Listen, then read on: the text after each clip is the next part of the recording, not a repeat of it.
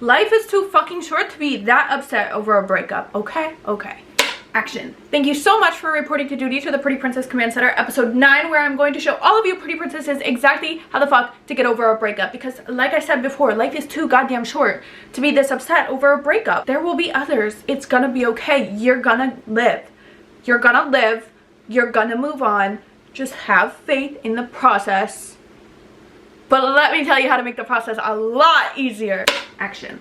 We're gonna talk about no contact. Listen, if you're the kind of bitch, well, no, like, no, I want to be able to, like, what if they reach out? No, leave.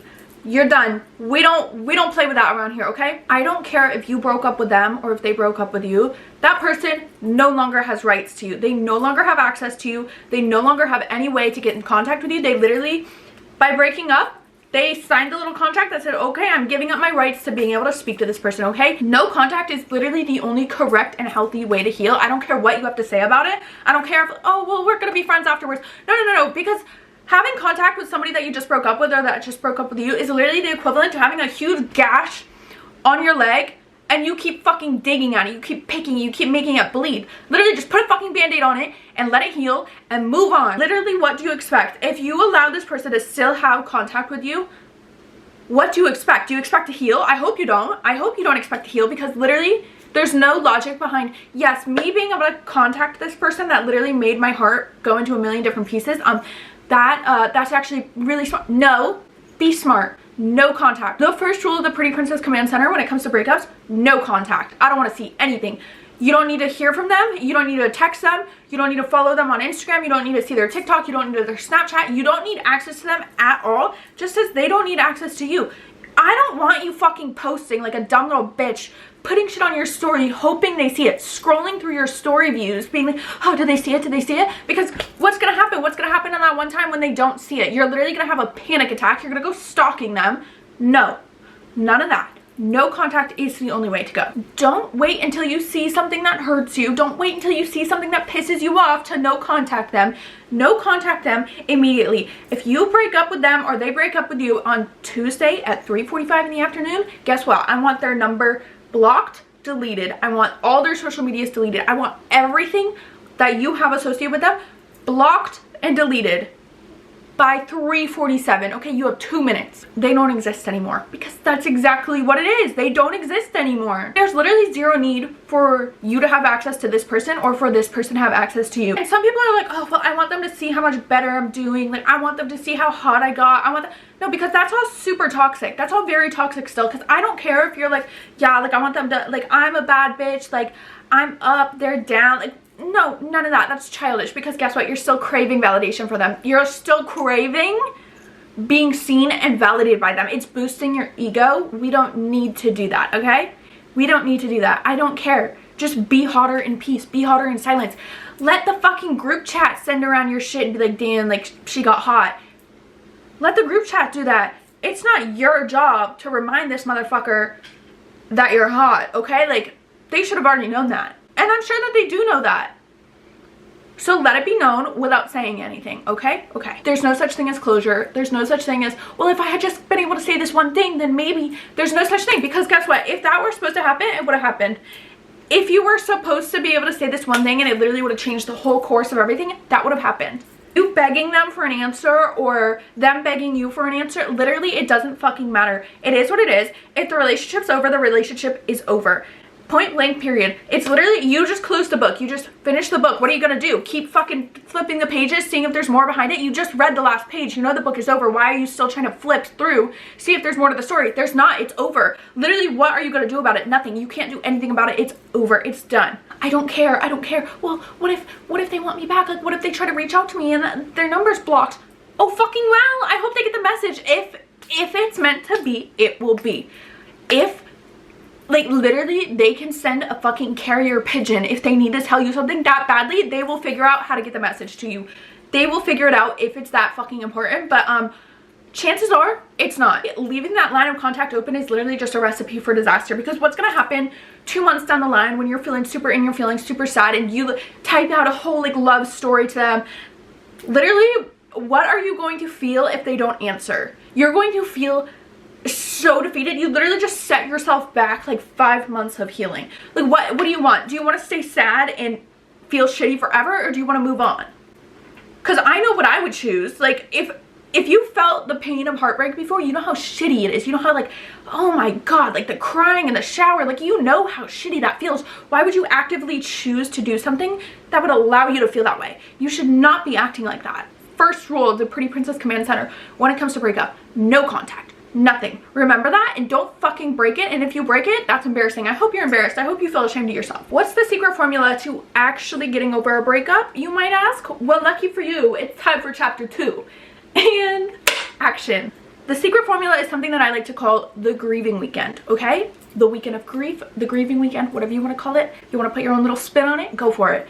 This weekend is literally going to seal your fate of the fact that you are going to heal so quickly, so fast, like so healthy, so happy. You're going to heal and you're going to be better than you ever would have imagined. The grieving weekend has to take place on a weekend, or else there's just too much room for error. So this weekend is going to start on Friday night. You get off of work, that's when it starts. You don't work, it starts on Friday morning, bitch.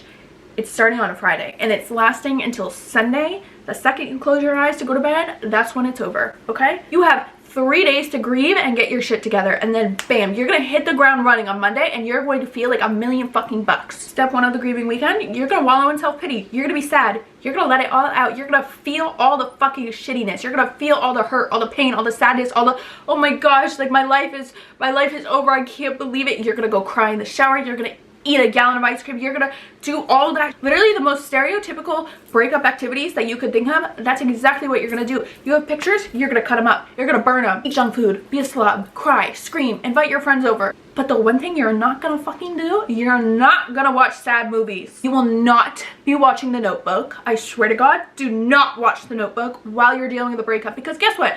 All that's gonna do is literally make you spin up these little ideas in your head, especially The Notebook. Like, I love The Notebook. The Notebook is the movie that I watch when I'm perfectly happy in my relationship and I just like want to cry. I want to feel that like, that gut-wrenching love. You know what I mean? Guess what? You're not in that position. You're not in that position. Worst idea ever is to watch The Notebook or any other movie that has that vibe of like gut-wrenching love.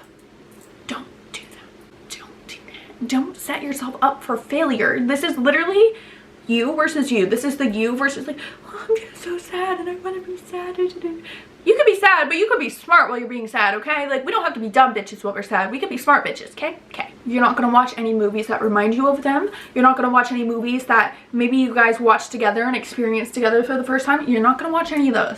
Now, here's the little loophole for that. Let's say you guys watched like one of your favorite comfort girly movies.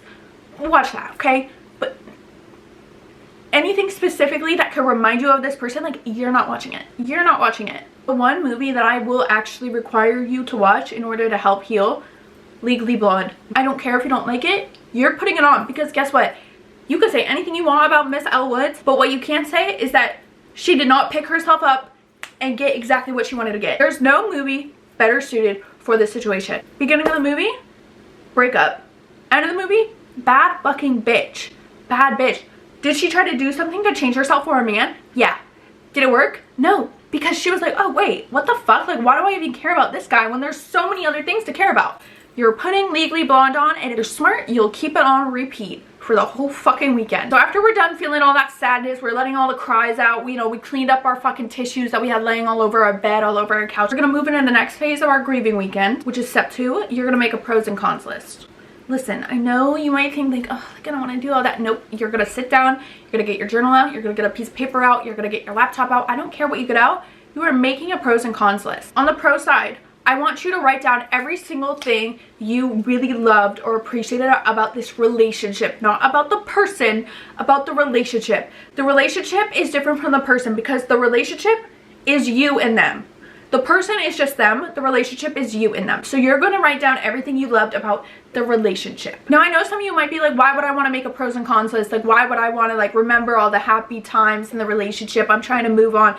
The reason you're trying to remember all the happy times in the relationship, not about the person, the relationship, 1, You dedicated your time and your life to this relationship. You deserve to appreciate what it was. You deserve to look back on it and be like, wow, like that was really good and it made me really happy. Wow, I really appreciated this. Wow, this made me so happy. I'm so happy I got to experience this in my lifetime.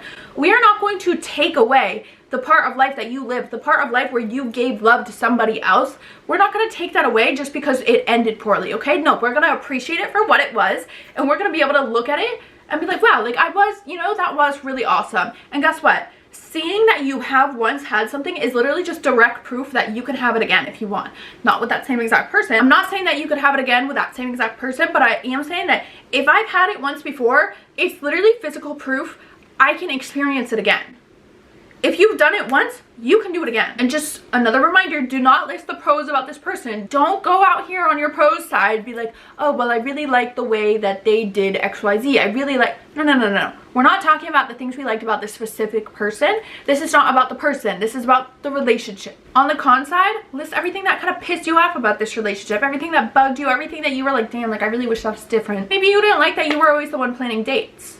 Maybe you didn't like that you could only talk to them for a short little window of time in the afternoon because your guys' sleep schedules were so different. Or maybe you didn't like the fact that you couldn't drive to the dates because they always wanted to drive to the dates. You know what I mean? Just all these little things are like, wow, like, yeah, looking back at it, like, I wish that was different. I wish that was different. It's not taking away from the pro side. The pro side is the pro side. It has nothing to do with the con side. They're two separate things.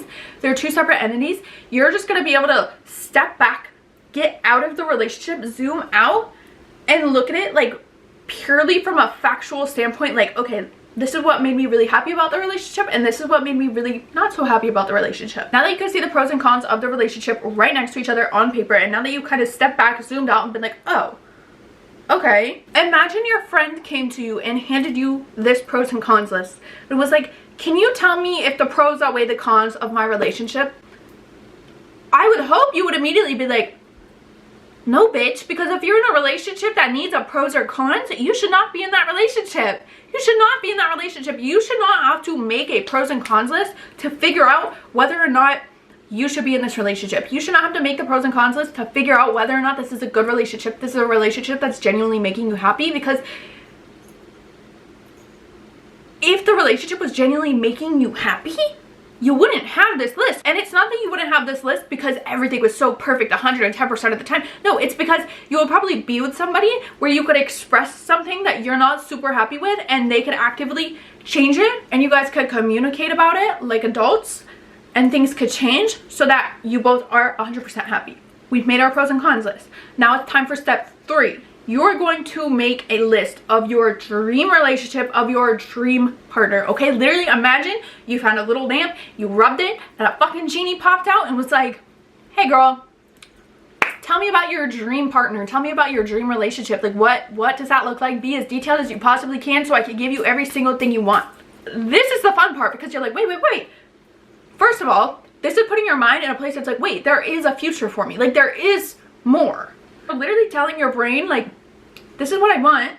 It's out there, because if I want it, somebody has it. If I crave this, somebody is craving that as well. If this is what I'm telling the universe that I am looking for and that I want, the universe will show it to me. How does your partner look? How do they act? How do they dress? How do they treat you? How do they live their life? When do they wake up in the morning? What are their hobbies? Do they have a big family? Do they have a small family? Do they spend a lot of time with their family? Do they not really know their family? Is this person attentive to you? Like, if you tell this person, oh, this is my favorite coffee order from this coffee shop, it's my favorite, do they then next Sunday show up with flowers at your door with your favorite coffee order because they just remembered and they just thought, like, well, I knew this would make you happy, so I'm gonna do it? What are their goals? What are their dreams? Like, list everything you could possibly list about this person. I have an example written out for our audio visual learners. We're gonna pretend it's a visual. I feel like if you could visualize this in your head, it might help a little bit. So example, the man of my dreams has dark hair, dark eyes, he does this job, him and I both want to live in this city and eventually have this many kids. He makes me laugh so much, like, he never raises his voice at me. He always allows a safe space for us to communicate our feelings. He brings me flowers every week. He supports my dreams. He never makes me feel small. Like, all of that, like, literally everything that your dream partner, literally your dream partner what would they be? How would they act? If you want to fucking get creative with it, if you're in a creative mood, get a vision board out, bitch. Like, get some movie characters that you're like, yeah, no, Prince Naveen, that is who I want, okay? Like, I do want that man. So now we have our pros and cons list, and we have our dream relationship, dream partner paper. Now go ahead and look at those two lists side by side. You notice how your dream relationship, dream partner list has no cons. No cons. You see where we're going with this? All right. So now you could literally subjectively look at these pieces of paper and be like, all right, this is the relationship I was just in. There are pros and there are cons. And then this is the relationship that is literally the relationship of my dreams. There are no cons. It is all pros because it is quite literally the relationship of my dreams. So now, why would you settle? Why would you settle? Why would you? Well, the pros over here. No. Because there's pros over here too. This is a whole list of pros and 0 cons. This is a list of some pros and then some cons. Why would you choose that one? If somebody came over to you and been like, here, do you want this thing that has a pros and cons list, or do you want this thing that's perfect? What are you choosing? I'm assuming you're gonna choose the thing that's perfect because I'm like, why would you not? Why would you not? Now that we've done all that, we're moving into step 4. It should be Saturday night at this point or Sunday morning, whichever one you're feeling. It's time to glow the fuck up, bitch. You need to get up and you need to envision yourself as your higher self, okay? Literally, just, you wake up, you say, all right, what would my higher self do right now? What would the girl in my dreams do right now in this moment if she was me? Guess what? She would get up. She would clean her space. She would throw the tissues away. She would clean up the kitchen. She would clean up her space. She would take an everything shower. Fuck, stay in the shower for 35, 40 minutes. I don't care. Be in that shower. Envision that shower. That's like the shower that's washing it all away. This is the shower that's washing the grief away. Once you step out of that shower, guess what? No more grief. No more heavy grief. We don't need that. It's heavy. We are literally just girls. We do not need to be carrying grief like that. Really rearrange your room. If you live alone, rearrange some shit. Like, put your couch somewhere else. Change your rug out. Hang up new curtains. Hang up new pictures on the wall. Like, literally rearrange your space. Make it feel new. Because guess what? You have just gone through this huge change in your life. You have just ended a relationship. Like, the relationship's over. That is a huge change. So why not just change so many other things? Because you are not in control over this change, right? You're not in control over how this change is affecting you every single day. But what you can be in control over is changing your space, changing your appearance, changing how you look. And if you're already dealing with this big change over here, changing a bunch of other things is going to make this one feel so much smaller, because you're like, well, this is all new too, and I'm okay with all this, so like I should also be okay with all this. Literally, we just are playing tricks on our brain.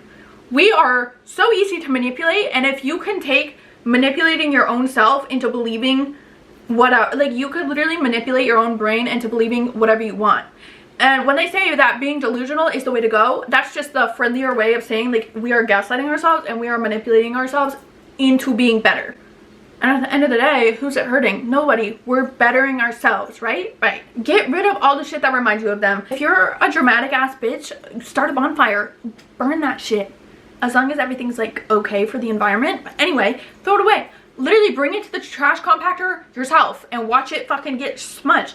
Burn it. I don't care. Cut things up into little pieces. And if you're not rocking that way, just hide it in the attic. Hide it under your bed. Put everything in a box. Hide it in the attic. Hide it under your bed. Literally call your best friend and be like, hey, I do not want this stuff in my house. Can I please put it under your bed because I don't want it here? Just get rid of it. Get rid of all the shit that reminds you of them. Go treat yourself. Go do something new. Go do something that's not really in your routine. Go get a facial. Go get a massage. Go get your fucking hair blown out. Like, maybe we don't need to make the drastic change of like chopping off all our hair or dyeing it a new color, but like, go get a blowout. Go just like experience something that you don't experience every single day, right? Like, buy new furniture, buy new clothes, buy new makeup, buy whatever interests you, buy a new camera, invest into your hobbies. If you have a hobby that you've always wanted to start but you never really started, and you know, whatever, start the fucking hobby and invest in it. Literally be like, nope, I'm gonna start this and I'm gonna go balls to the fucking wall, because you're gonna have so much fun with it. Your brain isn't gonna have time to be because I know some people are like, well, no, you need to feel all your grief, you need to feel all the sadness to get over it. Yeah, you do. And that's what our little weekend was for. That's what the first day of our weekend was for. We felt it. You can just continue to feel it for the rest of your life and not fucking move and not get over it and just be a little sad bitch on the couch all day.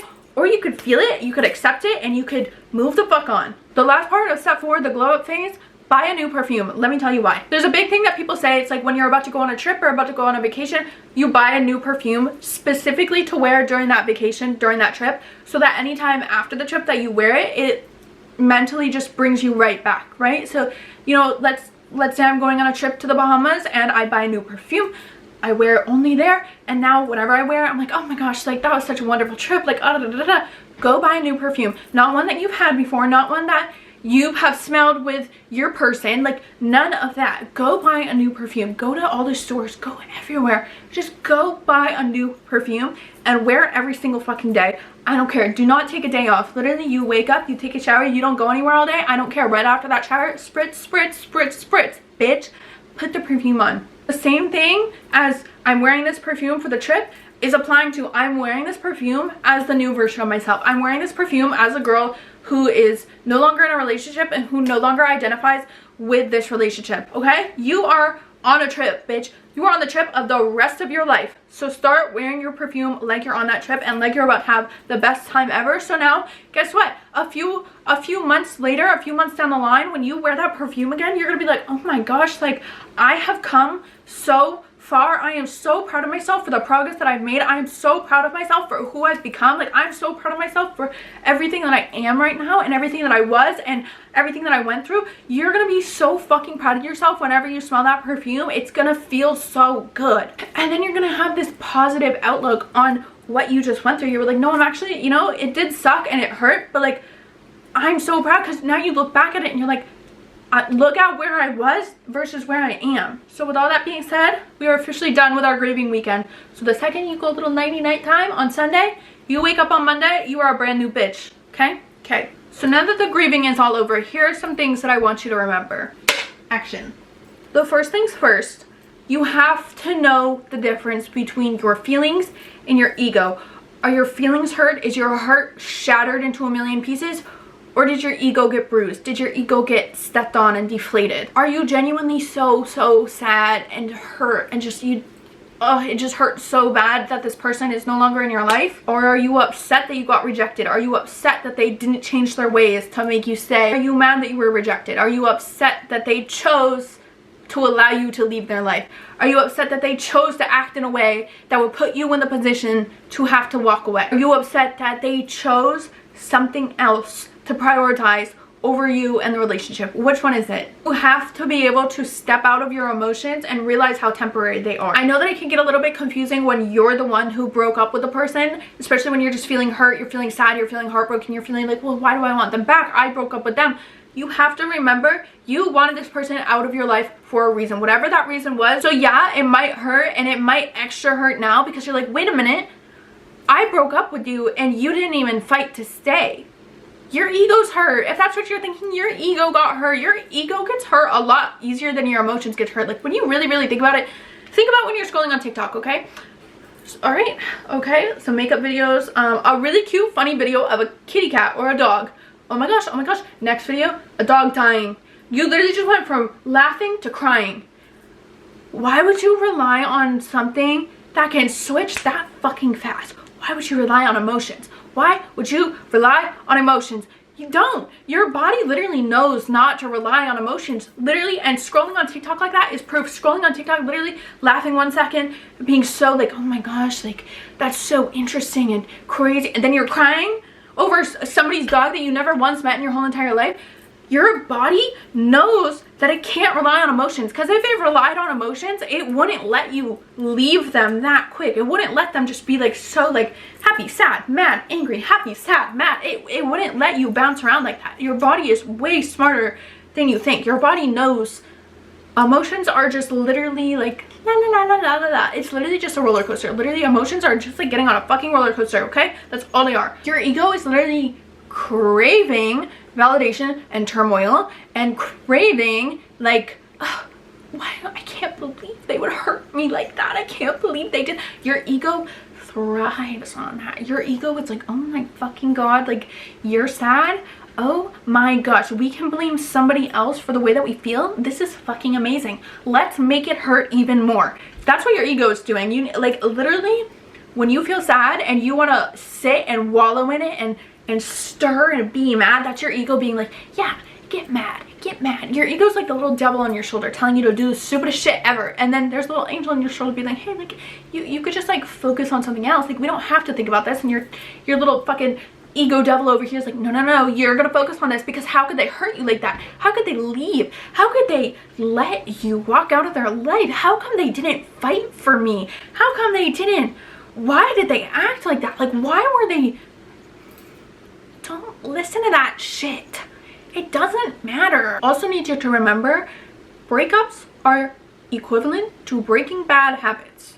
That's the only, like, literally on a very like scientific level, breakups are the same as trying to break a bad habit, trying to quit a bad habit. You spoke to this person daily, you saw them maybe daily, you texted them all the time, you called them all the time. Every time you had exciting things to say in your life, you told them.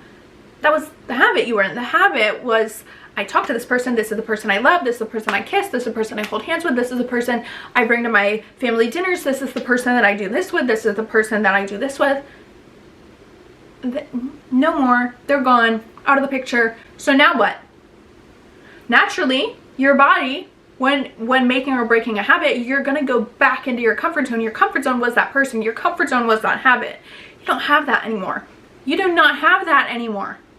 So you need to be okay with the fact that you are breaking a habit, but instead of focusing on breaking the habit, because the habit's already gone, sorry, this person's out of your life. And just like back to rule number 1, no contact, this person is completely out of your life, okay? So you don't have to break the habit because the habit's already broken. But now what you have to do is not just stare at the habit and be like, oh my God, it's gone. No, because if you're trying to get out of the habit of eating chocolate every single day, are you going to look at the bag of empty chocolate and be like, oh my God, it's gone?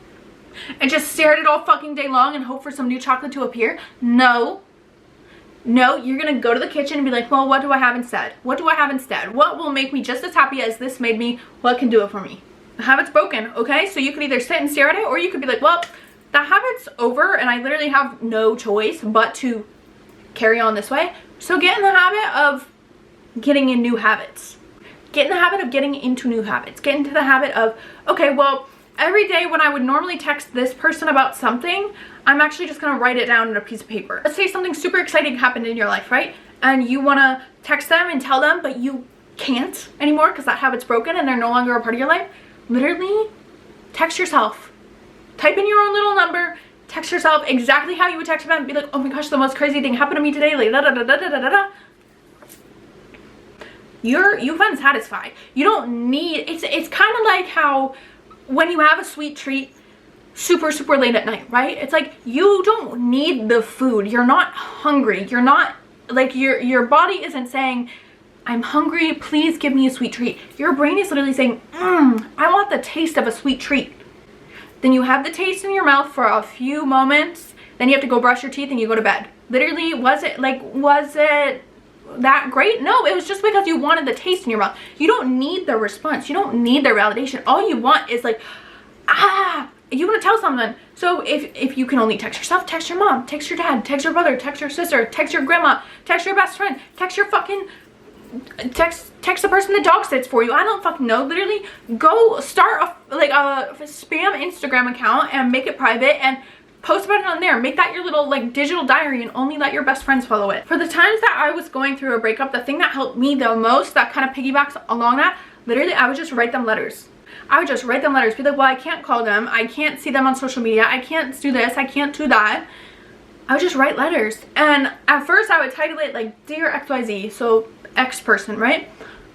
I would date it and I would literally be like, so this is what happened today. I really miss you. I wish that I could tell you this, but I know that it's for the greater good that I can't. XYZ, XYZ, XYZ. Don't ever fucking send them these letters. Never, ever, ever. This stayed in a notebook. I think I was maybe consistent with it for like 10 days. And then after 10 days of doing it, I was like, wow, like I really don't fucking care anymore. It helps you get over it so quick because you realize like, I really don't give a fuck. I don't care. And if you don't want to title it to them, like let's say that they like did you so dirty and you literally are like, I'm so fucking mad at this person, I never want anything to do with them ever again, but I'm still dealing with a breakup, literally title it like, Dear my future husband, dear my future wife, dear my future life partner. Just Tell them everything that happened in your day. Be like, I cannot fucking wait to tell you about this in person. XYZ, XYZ, XYZ. First and foremost, this is literally proving to the universe that you are in a place of love still. Sure, maybe you got knocked down, but you're still able to give love.